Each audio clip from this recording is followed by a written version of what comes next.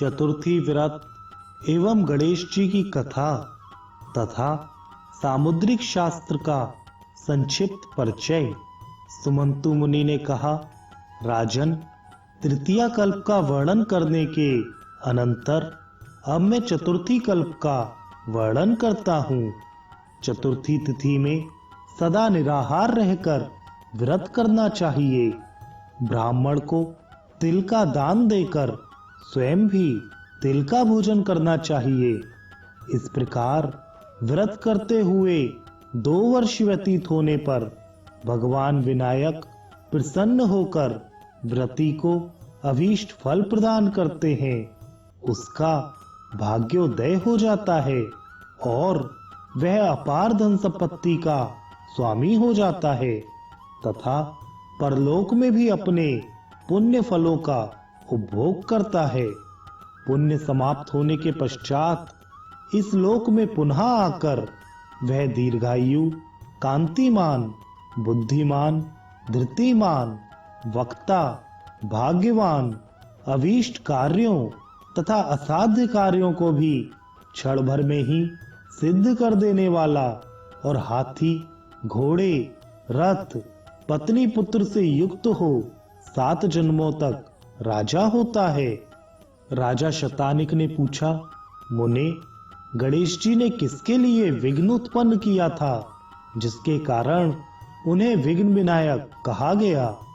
आप विघ्नेश तथा उनके द्वारा विघ्न उत्पन्न करने के कारण को मुझे बताने का कष्ट करें। सुमंतु मुनि बोले, राजन, एक बार अपने लक्षण शास्त्र के अनुसार स्वामी कार्तिकेय ने पुरुषों और स्त्रियों के लक्षणों की रचना की। उस समय गणेश जी ने विघ्न किया। इस पर कार्तिकेय क्रुद्ध हो उठे और उन्होंने गणेश का एक दांत उखाड़ लिया और उन्हें मारने के लिए उद्यत हो उठे। उस समय भगवान शंकर ने उनको रोककर पूछा कि तुम्हारे क्रोध का क्या कारण है? कार्तिकेय ने कहा, पिताजी, मैं पुरुषों के लक्षण बनाकर स्त्रियों के लक्षण बना रहा था। उसमें इसने विघ्न किया जिससे स्त्रियों के लक्षण मैं नहीं बना सका। इस कारण मुझे क्रोध हो आया। यह सुनकर महादेव जी ने कार्तिकेय के क्रोध को शांत किया और हंसते हुए उन्होंने पूछा। शंकर बोले, पुत्र, तुम पुरुष के लक्षण जानते हो तो बताओ, मुझमें पुरुष के कौन से लक्षण हैं? कार्तिकेय ने कहा, महाराज, आप में ऐसा लक्षण है कि संसार में आप कपाली के नाम से प्रसिद्ध होंगे। पुत्र का यह वचन सुनकर महादेव जी को क्रोध हो आया और उन्होंने उनके उस लक्षण ग्रंथ को उठाकर समुद्र में फेंक दिया और स्वयं अंतर्ध्यान हो गए। बाद में शिवजी ने समुद्र को बुलाकर कहा, तुम स्त्रियों के आभूषण स्वरूप विलक्षण लक्षणों की रचना करो। और कार्तिकेय ने जो पुरुष लक्षण के विषय में कहा है उसको कहो। समुद्र ने कहा, जो मेरे द्वारा पुरुष लक्षण का शास्त्र कहा जाएगा वह मेरे ही नाम सामुद्रिक शास्त्र से प्रसिद्ध होगा। स्वामिन, आपने जो आज्ञा मुझे दी है वह निश्चित ही पूरी होगी। शंकर जी ने पुनः कहा, कार्तिकेय, इस समय तुमने जो गणेश का दांत उखाड़ लिया है उसे दे दो। निश्चय ही जो कुछ यह हुआ है होना ही था।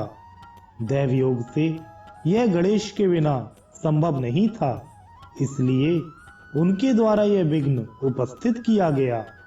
यदि तुम्हें लक्षण की अपेक्षा हो तो समुद्र से ग्रहण कर लो, किंतु स्त्री पुरुषों का यह श्रेष्ठ लक्षण सामुद्र शास्त्र इस नाम से ही प्रसिद्ध होगा। गणेश को तुम दांत युक्त कर दो। कार्तिकेय ने भगवान देव देवेश्वर से कहा, आपके कहने से मैं दांत तो विनायक के हाथ में दे देता हूँ, किंतु इन्हें इस दांत को सदैव धारण करना पड़ेगा। यदि इस दांत को फेंककर ये इधर उधर घूमेंगे तो ये फेंका गया दांत इन्हें भस्म कर देगा। ऐसा कहकर कार्तिकेय ने उनके हाथ में दांत दे दिया। भगवान देव देवेश्वर ने गणेश को कार्तिकेय की इस बात को मानने के लिए सहमत कर लिया। सुमंतु मुनि ने कहा, राजन, आज भी भगवान शंकर के पुत्र विघ्नकर्ता महात्मा विनायक की प्रतिमा हाथ में दांत लिए देखी जा सकती है। देवताओं की यह रहस्यपूर्ण बात मैंने आपसे कही, इसको देवता भी नहीं जान पाए थे। पृथ्वी पर इस रहस्य को जानना तो दुर्लभ ही है।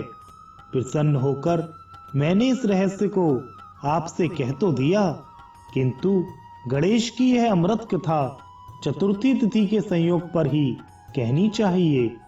जो विद्वान हो उसे चाहिए कि वह इस कथा को वेद पारंगत श्रेष्ठ द्विजों, अपने क्षेत्रीय जनों, वृत्ति में लगे हुए क्षत्रियों, वैश्यों और गुणवान शूद्रों को सुनाए।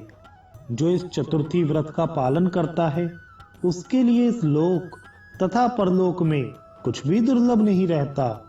उसकी दुर्गति नहीं होती और ना कहीं वह पराजित होता है। भरत श्रेष्ठ निर्विघ्न रूप से वह सभी कार्यों को संपन्न कर लेता है, इसमें संदेह नहीं है।